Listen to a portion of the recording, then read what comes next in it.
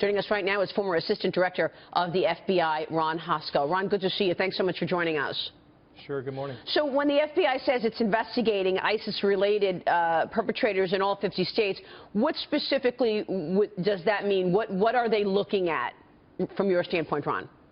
They're looking at online activity, social media activity, information that's reported from the community that put specific people in their sites that they have to evaluate. Some of them, many of them will wash out and prove to be not a threat at all. Others will give them great concern, and we heard some of that echoed by the Assistant Director up in New York yesterday saying that they were going to ramp up their surveillance coverage. So Ron, then this third suspect being captured this morning is a huge deal. This is Najim Lakraoui, the third suspect in the attacks yesterday.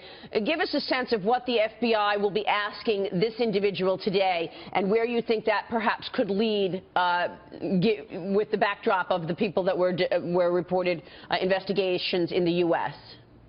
Well, the FBI is going to be coordinating. I'm sure they have been before this event and certainly throughout the day yesterday and last night, coordinating with European authorities to find out, to understand the network, the communications surrounding every suspect and every subject, every target, and see what communications came from those suspects and their networks back here to the United States.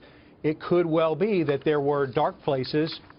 There are new numbers, there are new contacts here domestically, and the FBI, of course, would be leaning forward to identify those people, understand who they are, and what their intentions might be. And Arthur Aidala, this is where, in an investigation, the technology side of this becomes so important, like this individual's phone. And right, I was going to say, this is where we get into the whole Apple, FBI.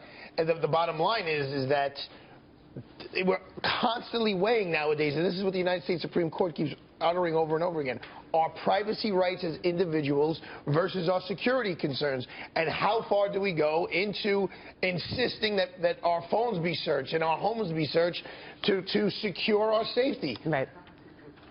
I want to ask Ron a question. Ron, this terror suspect, the third man in that picture in the bombings at the airport, Lakraoui, was wanted even before yesterday.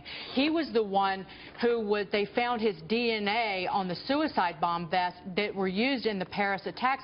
And this goes to the question of how can the authorities in Belgium be so far behind in trying to break up these attacks? They've been trying to penetrate this network for at least 2 years, and it's existed a great deal longer than that, with these men traveling to Syria and back again.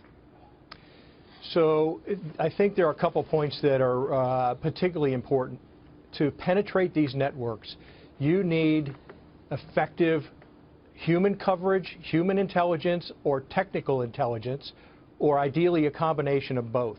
And if you don't have that, if you don't have human sources, and the delayed arrest of Abdul Salam is maybe an indicator of how far behind the authorities are, maybe months behind, it suggests that they do not have the human or technical coverage to tell you where the most wanted man in Europe is at any given time. That could be the case again here.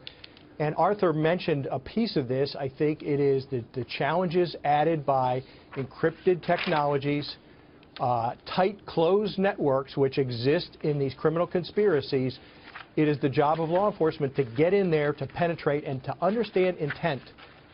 Without that, I can do surveillance, which is very resource intensive, but that does not tell me intent, that doesn't tell me a timetable, that doesn't tell me when you might strike or if you're not going to strike at all. Sure. Really, really good insights this morning, Ron. Thank you so much. Ron Hosko joining us there. And